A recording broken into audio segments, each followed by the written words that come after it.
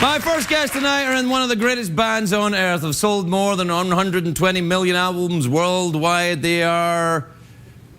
well, they're in the band, really. That's right. That's right. That's correct. I'm letting a sense of anticipation build. Yeah. Ooh.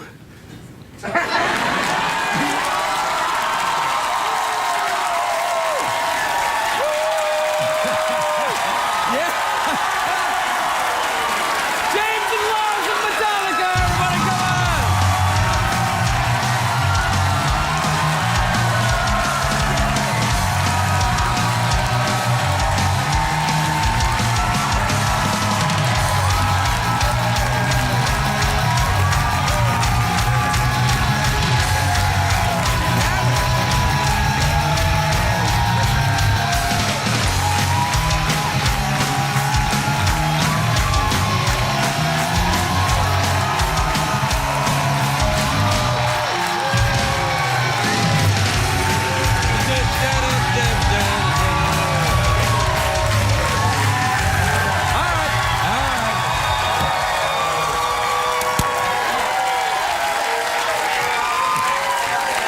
Welcome, gentlemen. Please sit down. Sit down now. Please, Metallica fans, you're frightening the regular Late Show fans. Everybody's got to get along, so... Show them what time it is. Come on. Come on. Come on.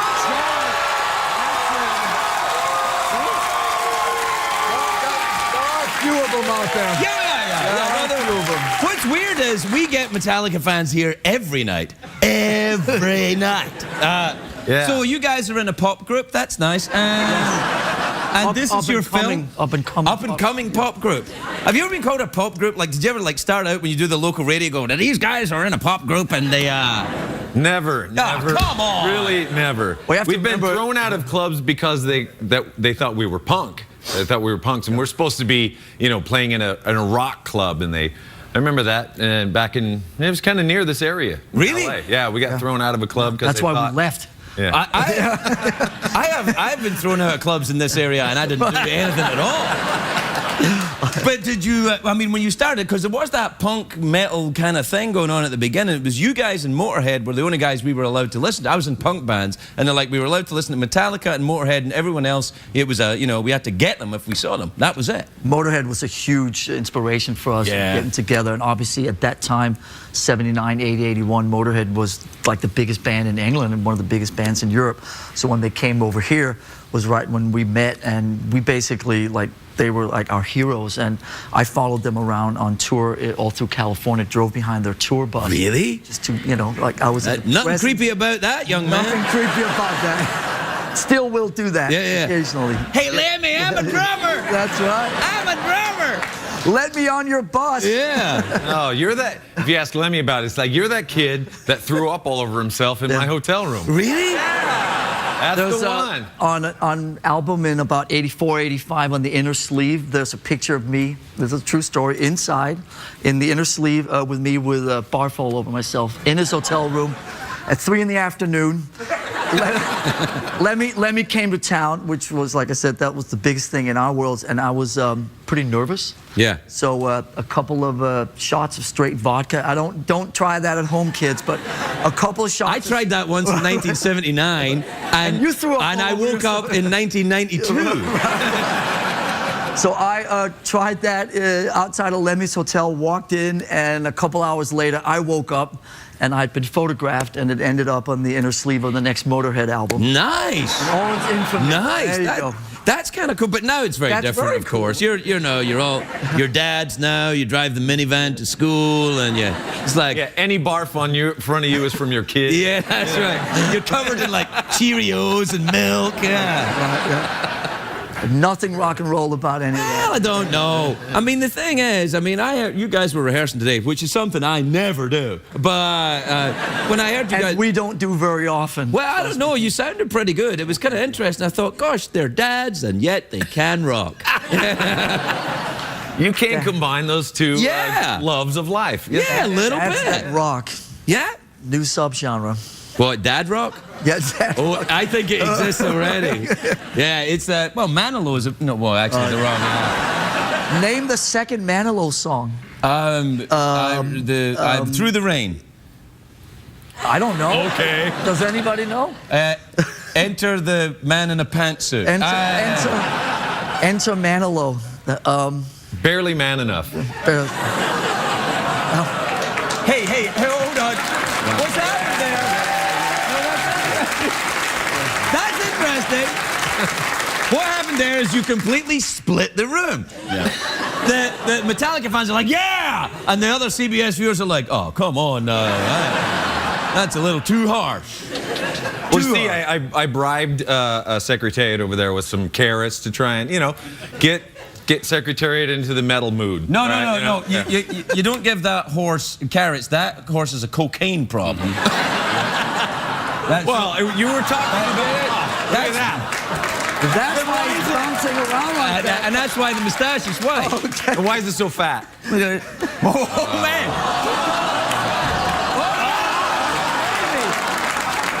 Kick his ass. Kick his ass, man. Kick his ass. Kick his ass. Man, don't. Kick his ass, man. Do it. Don't start with that. Don't. Hell, man. The horse will go crazy on you, man. Yeah. Don't call him fat. Now, what's going on with it? This is coming out again? The documentary? Again? Yeah. But this is the one where... We have to watch it again? Again? The blue part is the giveaway this time. Yeah. Right. It's Blu-ray, so we can see your shame and high def. It was like, this is an interesting movie. I've seen this movie a lot.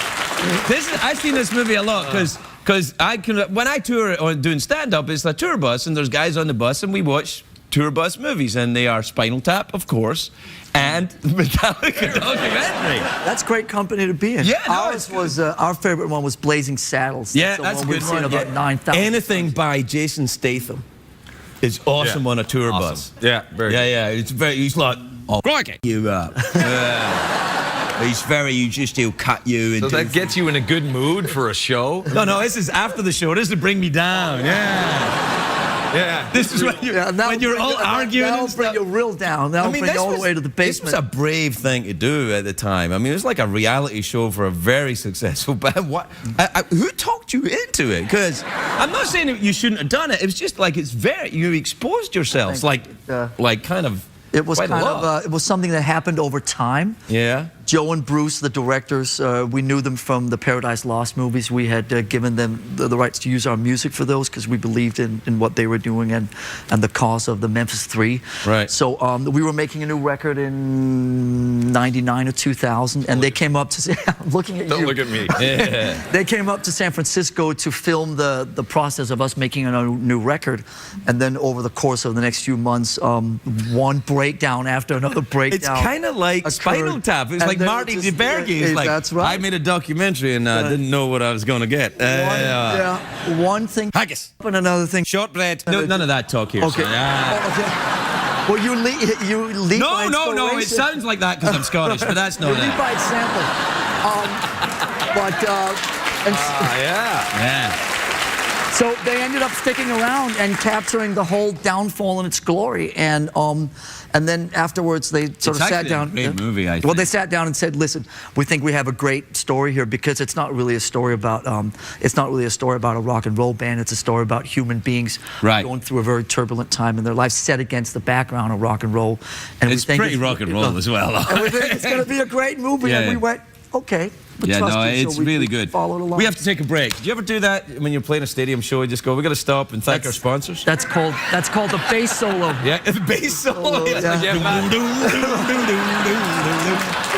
take the bass solo. We'll be right back.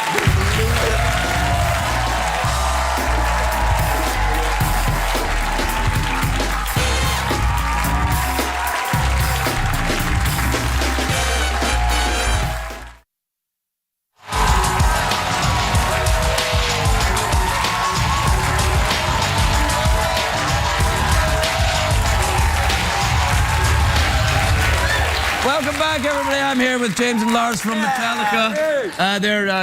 Is that a thing? You got to do that when you're in a rock band. You have to point at the crowd, but you have to be just like you're doing. Yeah. You're like, But I always wonder, like one of the greatest rock icons of all time, right? A Beatle, Paul McCartney. Do we have a picture of Paul? I think most people know what he looks you're like. right. Now listen. Wow. Now, here's the thing. He looks good. Yeah, no, he's fine. But Paul is a favorite. He does the Clinton thumb. He does the thumbs up, which, you know, when he doesn't point. He doesn't do the Metallica point. He does the, which I think is a mistake. I agree. I agree. It's actually, you know, you're throwing some horns, but you're pointing at two people at the same time. Right. You got to do the Metallica brow, which we've perfected. Let me see that. Okay. That's pretty good. You can go both ways. I can go both ways. Well, I go both ways too, but that's because I'm European. So when you still get a kick out of the live stuff and the road stuff. I mean, you've been doing it for a long time now. What? Yeah, we still get it. Yeah, long time. We still get a kick out of it. I mean, we do it in much shorter increments now, so we kind of have a 2-week rule in our Because band. you're not allowed to get away from the house for longer than 2 weeks at a time. Something like that, Yeah. yes. I know exactly weeks, what it's like. You can relate to that. Yeah, I got kids too. No, Daddy, you gotta come back. We do the 2-week grind, and we roll home, and it also sort of prevents you from falling off the deep end, so it serves multiple purposes. All right, because when you go on the road, you lose touch with reality and become a little strange. On day 15, Yeah, which is why we go home on day 14. Yeah. That's very, very After clever. 14, off the rails. Yeah. Literally at midnight in the witching hour, just Oh, man. I don't know, though. It's something about going on the road. That was what always appealed to me when I was a kid. One of the first concerts I saw, actually, Lemmy was there. I saw Hawkwind in Glasgow. sure, That was the Lemmy's hippie band before Motorhead, Silver right? Machine. Silver Machine. That's a great right. song. That's a you guys great should song. cover that song. Right now. No, not right now. Oh, yeah. No, but you should cover that song. Cover that song. Would you do that? Of course. Okay. I just need to learn it. Oh, it's fine. It's three-chord rock and roll. It's It's 3 chords, It's and great. you know, It's good, yeah. it's the Silver Machine. It's fine. You'll be fine. It's a good song. So we had a list of songs that we were going to cover. One was from some band, Bastards from Hell. Oh yeah. No, that would be yeah. Bela Lugosi's birthday. Yeah? Yeah, because I could use the money if you guys cover that song. No. I was in the Bastards from Hell, and then we changed our name to the Dream Boys. Good move. That's one it was extreme to the other, huh? Yeah. Well, I never said we were good or smart. I just said I was in them. That's all. So someone's girlfriend was a manager at that point? Yeah. How did you know? That's right. In Dubley. In Dubley, like Janine's done everyone's astrological chart. Yeah, exactly. That's how it always works out. Yes, it is. That's what happens. Anyway, we're out of time. You guys have got to, No, we're not out of time. Okay. Yeah, you got to go and warm up your fingers. Yeah. Warm up. Yeah, Thanks for turning up the temperature for Oh yeah, it's too hot now. Yeah, it's getting because they come in and they went, it's so cold, we can't play our music. No, don't say we. Yeah, all right. Yeah. You know who it was. Yeah. He was like, I can't play the guitar, it's so cold. I'm like, really? Didn't you guys play in Antarctica? I was, what's as cold as that? we were allowed to wear gloves, and so we had to turn off the air conditioning. Now it's like a swamp in here. Yeah. God, now I'm going to have to play shirtless. No, you don't want that. You know, I love you, man, but that train may have left the station. Hey, you were the one that said you swing both ways. Yeah, I know, but I might stop. Okay. And don't start the European thing either, okay? Oh yeah, of course. Well, Danish isn't European. It's more kind of like, it's sort of like sub-German, really, isn't it? I'm just gonna leave that one alone. No, wait. I don't. I'm just gonna leave that one alone. No. German. No. Who are we getting a call from now? I don't know. I just thought maybe there might be a call. I don't know. It's probably for you anyway. That's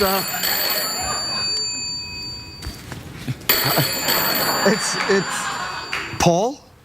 Oh, he's pissed about the picture. No. I think it might actually be someone. Who is it? Who is it? It's Morgan Freeman. Oh, Morgan Freeman.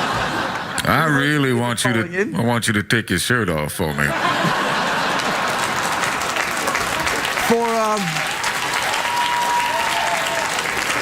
For now or for the song when we play? Say that. Say again. Now or for the song when Oh we no! play? Do it now and after. We gotta take a piss song. We're right back with Metallica.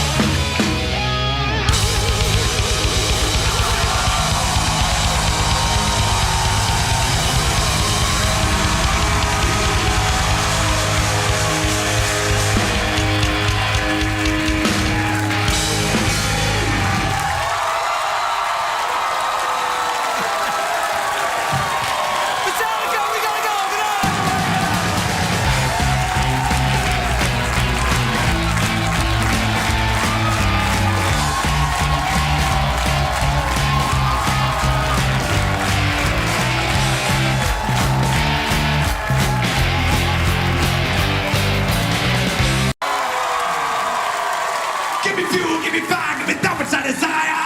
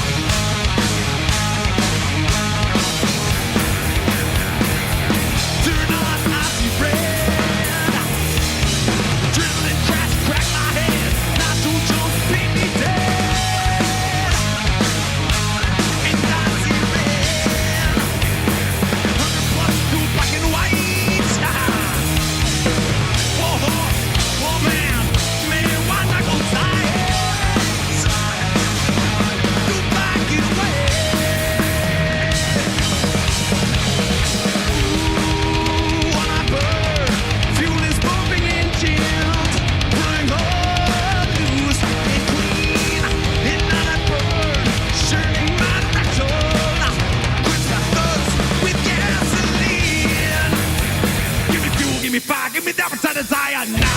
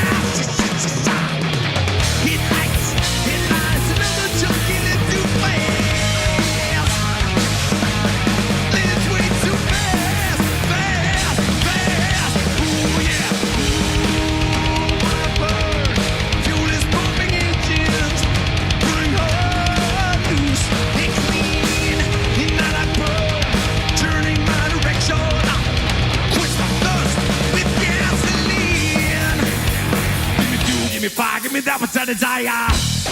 Do it.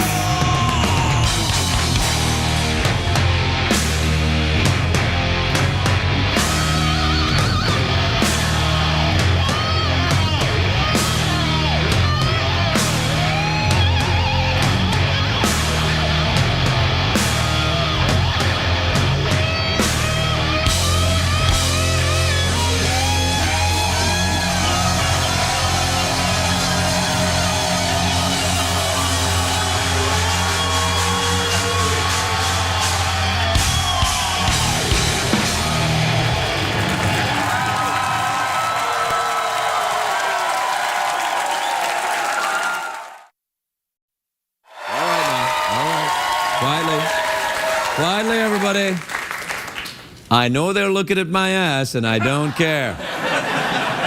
Here tonight are a band who are the runner-up on American Idol, wasn't it, fellas? One of their signature tunes, it's a song called Enter Sandman. It's Metallica, everybody.